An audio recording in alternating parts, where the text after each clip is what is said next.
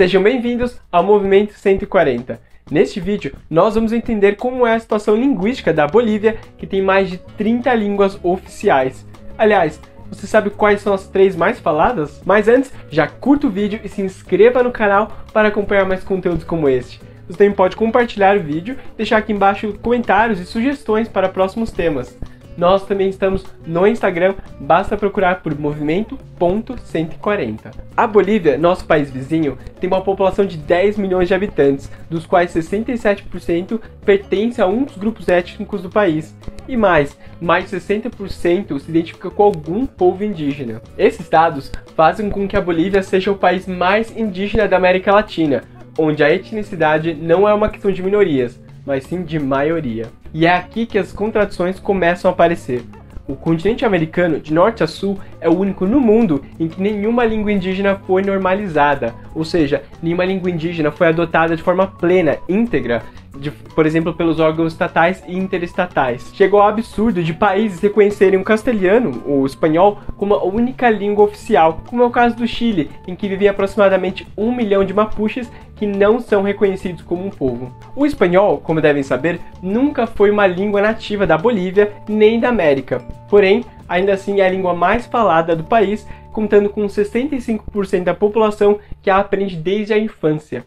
Em comparação, a segunda língua mais falada do país, o Quechua, é aprendido por somente 16,75%, enquanto que a terceira língua mais falada do país é aprendida por somente 10,18%. Para além das 3 línguas mais faladas, algumas estimativas chegam a reconhecer de 44 a 55 línguas nativas ou estrangeiras no país, incluindo, por exemplo, o Guarani e o Morreño. Mas então como é que essas línguas nativas perderam tanto espaço assim no país? O espanhol foi imposto pelo violento processo da colonização, que a princípio promoveu o uso da língua deixada pelos Incas, o Quechua, e a língua anterior aos Incas, o Aymara, para evangelizar a população local. Depois de implantar a fé cristã e a cultura europeia, houve uma mudança nessa cruel política cultural e linguística que se esforçou agora para exterminar todas as expressões próprias, inclusive as línguas locais. A violência da colonização refletia o desconhecimento dos europeus que viam as línguas nativas como ágrafas, sem escrita, sem gramática,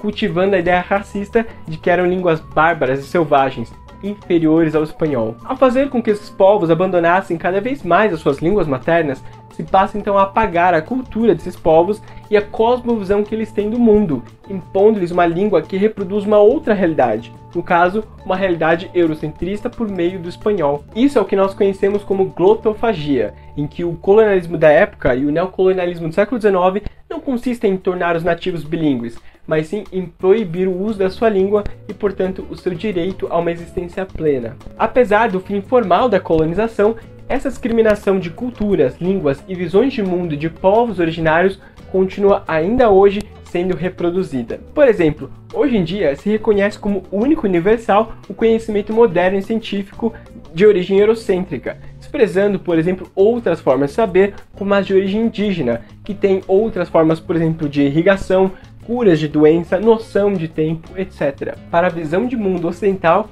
esses conhecimentos não têm nenhum valor. Até mesmo a adoção da escrita por algumas línguas nativas tem a sua grafia baseada no castelhano, no caso, como o Quechua e o Aymara.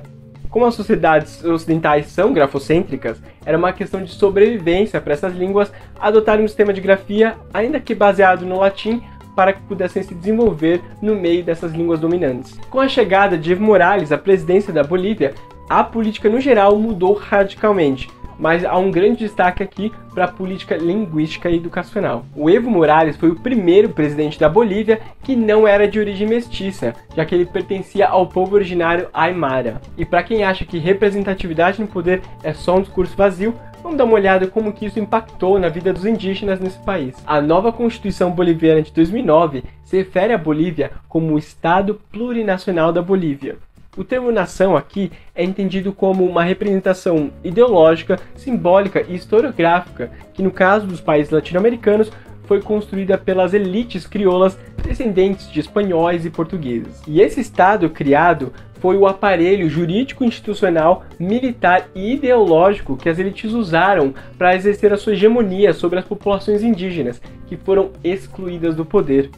Bom, não é à toa que demorou tantos séculos para que um presidente de um povo indígena assumisse a presidência. Com essa nova Constituição, todos os povos originários, com as suas identidades culturais, tradições históricas, idiomas, territórios e existência anterior à invasão espanhola, são nações dentro do mesmo Estado. E o princípio da plurinacionalidade permite aspirar o pleno exercício dos direitos de todas as nações que existem dentro do mesmo Estado. No mundo todo, somente a Bolívia e o Equador correspondem a essa definição. Junto a essas mudanças linguísticas, foi promulgada a Lei General de Derechos y Políticas Lingüísticas, ou seja, a Lei Geral de Direitos e Políticas Linguísticas, que serve para reconhecer os direitos linguísticos individuais, ou seja, de uma pessoa ser reconhecida como parte de uma comunidade que tem um território determinado e um idioma comum, e os direitos linguísticos coletivos, como por exemplo de ser educado ou receber educação na sua língua materna, etc. Como parte desse processo de descolonização,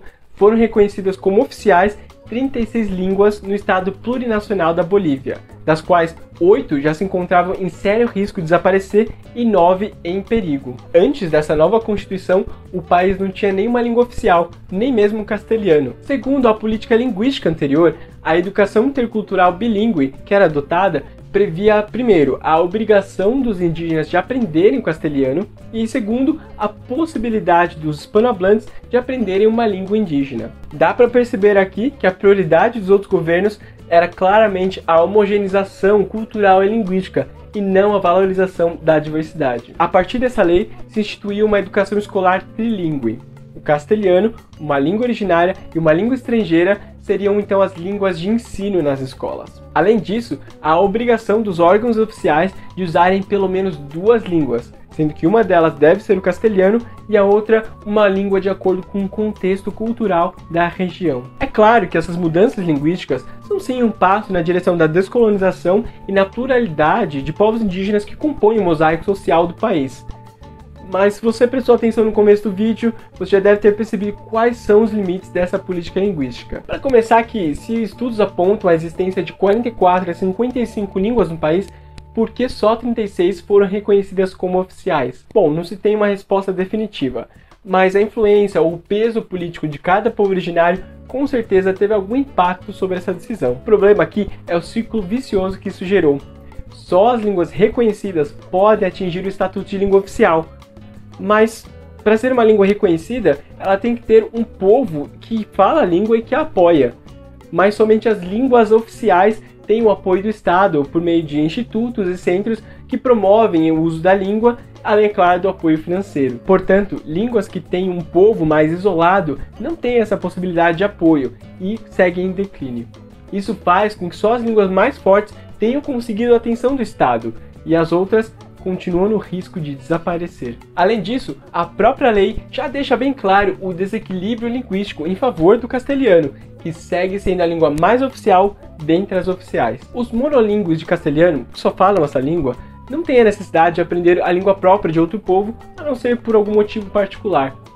Já o povo que fala uma língua indígena ou uma língua de outro povo étnico que não é do castelhano, tem a necessidade de aprender essa língua para que possam sobreviver e ter mais oportunidades de subir na vida. Também se pode apontar dificuldades básicas que todo país passa quando se reconhece como oficial uma língua com baixo prestígio social. Falta de professores especializados, falta de materiais adequados para cada região, etc. Mas isso não deve ser nenhum motivo para pessimismo, já que o avanço na melhora da dignidade dos povos indígenas já foi um primeiro passo muito importante, e é claro, estamos na direção de uma descolonização cultural, simbólica e ideológica. Como toda a política linguística deveria ser, ela tenta, ainda que com falhas, ser parte da solução dos conflitos culturais que nós herdamos desse violento processo da colonização, que ainda hoje mostra seus garras por meio do imperialismo do norte. Muito obrigado por ver este vídeo até o final.